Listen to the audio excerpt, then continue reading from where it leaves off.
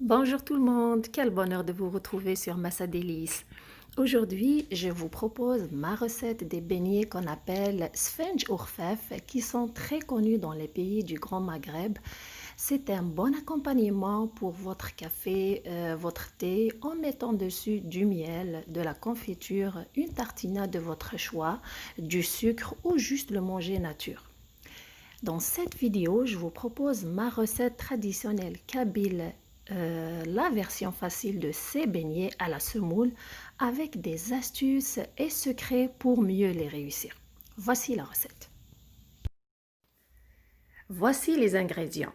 Premièrement, c'est très important d'avoir un récipient, un grand récipient qui est large. Puis j'ai ici 2 mesures de semoule moyenne, une cuillère à soupe de graines de sésame noir, ça c'est facultatif, c'est mon choix personnel, une demi-cuillère à soupe de sel, puis je prends la même mesure avec laquelle j'ai mesuré ma semoule, j'utilise la moitié de cette mesure de farine, je l'ajoute à mon mélange. Pourquoi j'ai ajouté la farine? Parce que moi, j'ai utilisé de la semoule moyenne. Mais si jamais vous avez la semoule fine, n'ajoutez pas de farine, mettez 2 mesures et demie de cette semoule. Une fois que j'ai mélangé mes ingrédients secs, je prends la même mesure, je la remplis d'eau, puis je la verse dans mon récipient. Je mélange bien. Et je vais prendre la même mesure aussi, j'ajoute cette fois-ci juste la moitié d'eau. Bien sûr, c'est de l'eau froide. Alors, je mélange bien le tout pour avoir ma pâte. Et je fais cette opération pendant 1 minute. C'est très important de bien mélanger le tout pour avoir une pâte homogène. Et une astuce aussi qui est très très importante, c'est de préparer cette pâte la veille et de la laisser se reposer toute une nuit afin d'éviter trop pétrir cette pâte le lendemain. Donc cette étape est très très importante, ça permet à la pâte de se reposer et d'être légère et surtout facile à travailler le lendemain. Une fois que j'ai obtenu ma pâte, je la couvre avec un sachet en plastique ou un film en plastique et je la laisse se reposer toute la nuit.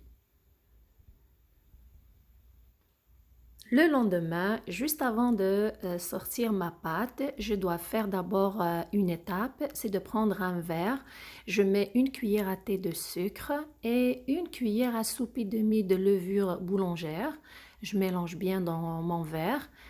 Puis j'ai à côté de moi du lait tiède. C'est très important d'avoir du lait tiède pour faciliter l'activation de la levure. Je mets la moitié du verre du lait dessus ma levure, puis je mélange un petit peu tous les ingrédients et je couvre mon verre. Je le laisse se reposer le temps que la levure s'active. Maintenant, c'est le moment de travailler ma pâte. Voilà, j'ai ma levure qui a levé, j'ai un peu d'eau tiède, je le souligne, tiède à côté de moi, que je vais utiliser à un moment donné pendant le pétrissage, mais pas au début. Ma pâte est légère, quand vous remarquez, regardez, elle est légère. Le fait de la laisser toute la nuit, c'est très important, ça donne cet effet, ça va vous éviter de la pétrir pendant longtemps. Premièrement, je verse ma levure, je vais l'intégrer dans ma pâte en pétrissant. Voilà, alors le pétrissage se fait avec les paumes des mains. Regardez quand vous voyez sur l'image, c'est très important de procéder de cette manière afin d'intégrer toute la levure. Je finalise avec le peu qui me reste de la levure. Je continue toujours de pétrir environ 5 à 7 minutes. C'est très important de faire ça et je n'ajoute pas de l'eau à ma pâte, mais je le fais. Même si la pâte, elle colle, je continue toujours de faire ce geste, de pétrir avec les paumes des mains. Voilà. Vous pouvez le faire aussi avec votre robot. Une fois après 6 à 7 minutes, maintenant je me sers de l'eau pour essayer de faire le geste que vous voyez sur l'image. Je lève ma pâte puis je la fais retomber dans mon récipient. Pourquoi? Pour avoir une pâte homogène et accélérer l'activation de la levure à l'intérieur de ma pâte. Et je continue de pétrir encore 2 à 3 minutes. Voilà. Et je vérifie l'élasticité de ma pâte. C'est une astuce en faisant ce geste après environ 8 à 10 minutes de pétrissage. Donc, je vérifie, puis je continue à refaire le même geste que vous voyez sur l'image. Voilà, une fois que c'est fait, maintenant, c'est le moment de mettre ma pâte dans un récipient pour la laisser lever entre 15 à 30 minutes s'il fait chaud. S'il fait frais pendant l'hiver, vous la laissez jusqu'à 1 heure. Voilà, je la couvre et je la laisse dans un endroit chaud pour que ma pâte ait le temps de lever. Après 30 minutes, ma pâte a levé, voilà, j'ai un récipient à côté de moi, voilà, ma pâte a levé. J'ai un bol avec un peu d'huile végétale à côté de moi, j'ai une plaque plate.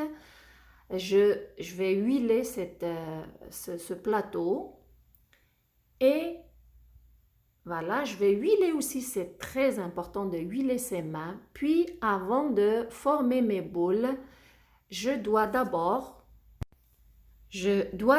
faire le geste que vous voyez sur l'image, sortir toutes les bulles d'air, dégazer ma pâte en faisant ce geste entre 4 à 5 fois.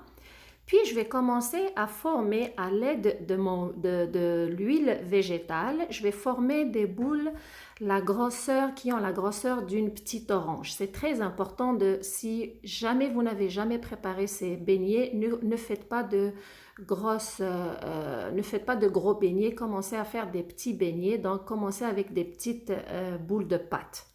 Voilà, je vais faire juste la moitié de la pâte, ne faites pas toute la pâte, puis je vais les laisser ces boules se reposer entre 5 à 10 minutes avant de les cuire. Maintenant, c'est le moment de cuire mes beignets. Dans une poêle, j'ai mis un quart, pas la moitié, un quart d'huile sur un feu moyen. Une fois que c'est chaud, voilà, je prends une pâte. Regardez comment est-ce qu'elle a formé des bulles grâce au repos qu'elle a eu pendant 10 minutes. Alors, avec des mains huilées, je la travaille un petit peu. Puis, une astuce très importante, j'appuie délicatement au milieu sans déchirer la pâte. Puis, avec le pouce et l'index des deux mains, je travaille sur le contour du beignet pendant que les autres doigts vont pousser de l'intérieur et étirer au milieu afin d'amincir le milieu et d'élargir un petit peu mon beignet. Voilà, je procède délicatement de cette façon, puis directement, je mets mon beignet dans l'huile. Une autre astuce, immédiatement, je vais suivre avec une cuillère et je vais essayer d'arrondir mon beignet. Tout autour, je fais le geste avec la cuillère pendant que l'huile est chaude. Donc, je lui donne la forme de cette façon.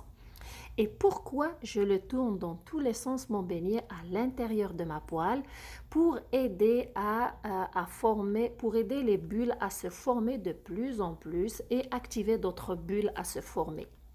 Voilà, puis je vais l'asperger de cette huile chaude et je vais le retourner. Immédiatement aussi, une autre astuce, je mets un peu d'huile parce que cette partie n'a pas été touchée par l'huile avant. Voilà, je vais le faire cuire. Une fois que c'est cuit, je l'enlève. Je vais vous montrer une autre fois. Voilà, les mains huilées premièrement. Voilà, et je prends ma pâte. J'essaie de bien l'arrondir sur ma main délicatement. Je vais appuyer un petit peu au milieu pour faciliter la confection du beignet. Puis le pouce et l'index des deux mains vont l'arrondir sur les côtés pendant que les autres doigts vont pousser de l'intérieur. Et le tout se fait délicatement. Pourquoi les doigts poussent de l'intérieur? Afin d'amincir le milieu. Voilà, une fois que j'ai fini, immédiatement, je vais faire ce geste avec ma cuillère. Pourquoi? Parce que pendant que l'huile est chaude, c'est là qu'on doit s'assurer de bien arrondir notre beignet à l'intérieur, de lui donner la forme ronde et de le pousser dans tous les sens pour activer les bulles. Puis, l'asperger de cette huile qui est chaude.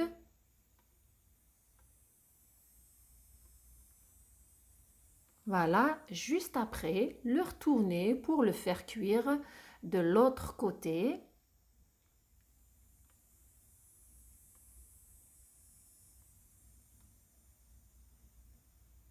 Et immédiatement aussi, on met un peu d'huile parce que ce côté n'a pas eu le temps il n'a pas été touché par l'huile pendant la première cuisson. Et une fois que c'est cuit, vous l'enlevez. C'est prêt. Une dernière démonstration d'une autre forme que je donne à ces beignets, une forme ovale, une forme de barquette à ces beignets, ces sponges qui sont les préférés de mes garçons. Vous voyez sur l'image, donc je donne la forme ovale à ma pâte, puis j'appuie légèrement au milieu, je fais une petite ligne, puis je procède de la même façon, j'étire la pâte dans le sens de la longueur et j'obtiens cette barquette tout en essayant d'amincir bien sûr le milieu. Et voilà, j'ai la forme de sponge en forme de barquette qui est, comme je vous ai déjà dit, la forme préférée de mes enfants. Ils adorent ça avec les tartinades au chocolat. C'est très bon.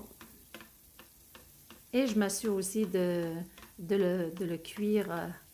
Bien sûr, je procède de la même façon. Je l'asperge de l'huile chaude, puis je le retourne. Je mets encore un peu d'huile au milieu et je le laisse cuire. Une fois qu'il est prêt, voilà, je le retire. Après avoir fini de frire les beignets, c'est très important de les couvrir avec un papier cuisson et un torchon propre. Pourquoi? C'est l'une des astuces aussi de ces beignets, afin d'éviter qu'ils soient durs et pour qu'ils gardent leur légèreté. Mes beignets sont prêts. Après quelques minutes de repos, voilà, ils sont encore plus légers. Voilà, je vais vous montrer un pour que vous voyez comment ils sont à l'intérieur. Regardez, ils sont légers, aérés, pas trop de mie et ils sont surtout très bons au goût. Si jamais vous décidez de les faire, vous les avez jamais fait, je vous conseille de faire une petite quantité et de faire des petits beignets, donc former des petites boules pour avoir des petits beignets pour que ça soit pour vous facile à confectionner. Suivez surtout mes conseils et mes astuces, j'en suis sûre que vous allez les réussir. Et ces beignets, ils se congèlent pendant longtemps. Vous pouvez les mettre dans un sac de congélation et les sortir à n'importe quel moment que vous voulez les consommer. Voilà. N'hésitez pas à faire des commentaires ou des suggestions. Ça va être un plaisir pour moi de vous répondre. Et surtout, merci de me suivre et d'être avec moi. Prenez soin de vous et à la prochaine.